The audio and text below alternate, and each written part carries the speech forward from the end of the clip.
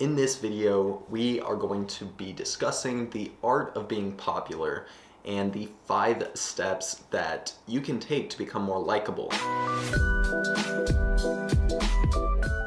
Now, in no way am I super popular or mastered all the things I'm going to be discussing in this video, but anyway, they are great tips, regardless if I use them or not. So we are going to be going over the 5 steps, and these are actually taken from the book How to Win Friends and Influence People. When I was kind of doing research on this topic, I saw different videos on it, and they kind of all said the same thing, but basically they're all about How to Win Friends and Influence People by Dale Carnegie. Super good book. I highly recommend. I've referenced it in a couple of my other videos. But basically these 5 steps are in the book. So without further ado, let's get to step 1.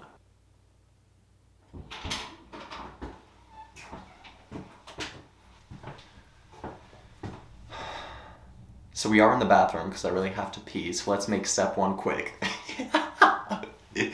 Step 1 is to become interested in other people. Now that's kind of self-explanatory and you may already know that, but how do you actually become interested in other people? How do you do that? And one of the best ways that I've found and that I've learned from other videos is to ask questions. So when you go to meet someone, say you and I are having a conversation and I'm doing all of the talking because you're asking me questions right after the other, I am automatically going to like you and think you're a cool person because to me, it seems like you're actually interested in what I have to say. And so step 1 is to become interested in other people, and you can do that by asking questions. If you don't have any questions that you feel you can ask someone, a good way to remember some questions is by the acronym FORD. And that's for F is for family, so you can ask about their family. O is their occupation, their job. R is their recreation, so their hobbies. And D is their dreams. What do they see themselves doing in the future? What kind of dreams do they have? Those are kind of just your basic questions you can ask, just kind of small talk. If you want to get deep into the person's mindset, I have a really good question that I can't remember where I learned it from, but the question is, what is one thing about you that you wish more people knew? That question, I kid you not, every time I ask someone that question, every single person has said, wow, that's a good question. And it makes them think. And the great thing about that question specifically is that you get insight into their head as far as what they think about themselves and where their head's at in that moment. So that's a great question. What is one thing about you that you wish more people knew? All right, I gotta pee, so we're gonna cut. Next scene is gonna be step number 2.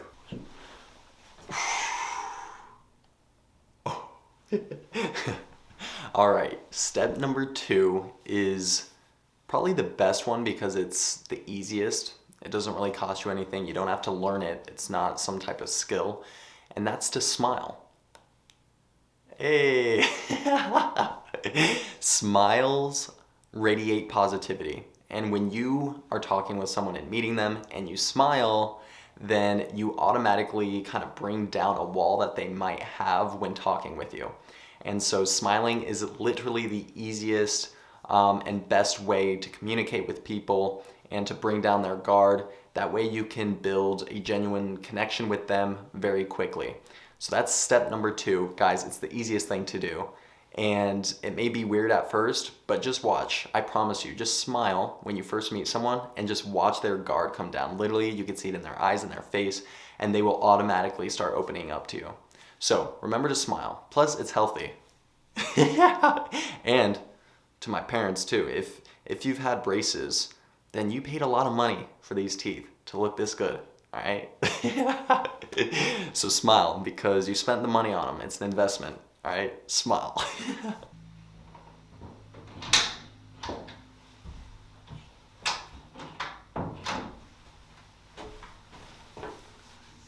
I'm getting a phone call. Oh. Heck yeah. I'm gonna take this real quick. Mark, what's happening, big dog?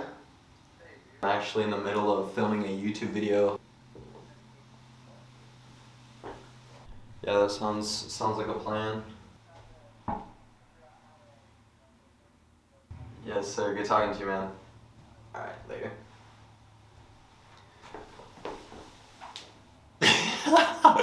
Bro, that was not planned. Alright, guys, so step number 3 is to remember people's names. Now, I'm not gonna lie, I struggle with this one.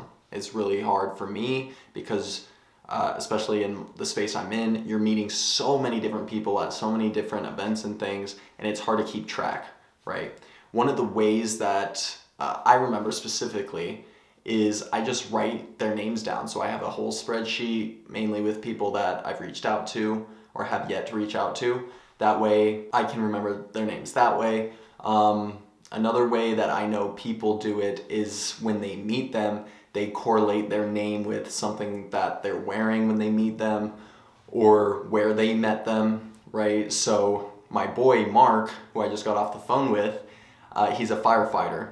And so I kind of remember just his last name, honestly, Savali, with being a firefighter. All right, dude. Sorry, guys, I have to sit down. That hurts my legs. So yes, remember people's names. It is the most important sound in any language. That's, again, coming from How to Win Friends and Influence People. People like when you remember their names. They feel important. So yes, as best as you can, remember people's names. You may be surprised at just how important it makes them feel. Step number 4, become a good listener. Now, this is also pretty self-explanatory, but the reality is many people don't know how to listen, and they don't know how to listen well. So a tip here, kind of going back to number 1, when you're getting people to talk about themselves by asking questions, the way to listen well is by asking more questions when they answer your questions. Okay, I don't know if that makes sense. But say you're talking to me and you say, Kate, what do you do for a living? And I say, well, I'm a real estate agent. And then one way I know that you're listening is by then responding with, oh, cool, you're in real estate? How long have you been doing that? When you ask me another question, a follow-up question to my answer, that shows me, Kate, that you are taking the time to listen to what I am telling you. So that's step number 4, be a good listener. Boom. Step number 5, make people feel important. Now, we already kind of discussed this with the past 4 steps. They all kind of help the person you're talking to feel important. But basically, the reason it's step number 5 is because all of those steps make the person feel important. And so you want to do all of those steps while you're talking to the person and meeting people, and they will naturally feel that you're being authentic, which I hope you are. But yes, being authentic and making them feel important, that is what they're going to remember about you when they hear your name or they see you again. In their brain, you made them feel important the last time that they saw you. And so naturally, they're going to feel inclined and comfortable to talk to you again. And basically all of this to say that you're going to be more popular, you're going to be more likable, and hopefully in turn, that turns into more business for you. It turns into growing your network. And as you know, the bigger your network and the more people trust you, the better off you are. So that is going to do it for this video, everybody. Thank you guys for watching. If you enjoyed the content, make sure to give this video a thumbs up. If you didn't like the content, give it a thumbs down. But if you do, comment down below why. As always, when you subscribe to my channel, please hit the notification bell. That way you don't miss out on any of my new videos that come out. Guys, I'm posting 1 video a week on Fridays, if you haven't noticed, We are coming up to almost a year that I've been doing YouTube videos, so it's pretty wild to think that I started exactly 1 year ago. It's just crazy to me. So if you guys genuinely like the content, please subscribe to the channel. Follow me on all my social platforms. You can find me at Kate Olaf everywhere. I'm posting there pretty much daily as well, so you can kind of see more behind the scenes what I do on a day-to-day. And as always, I'm Kate Olaf, and I will see you guys in the next one.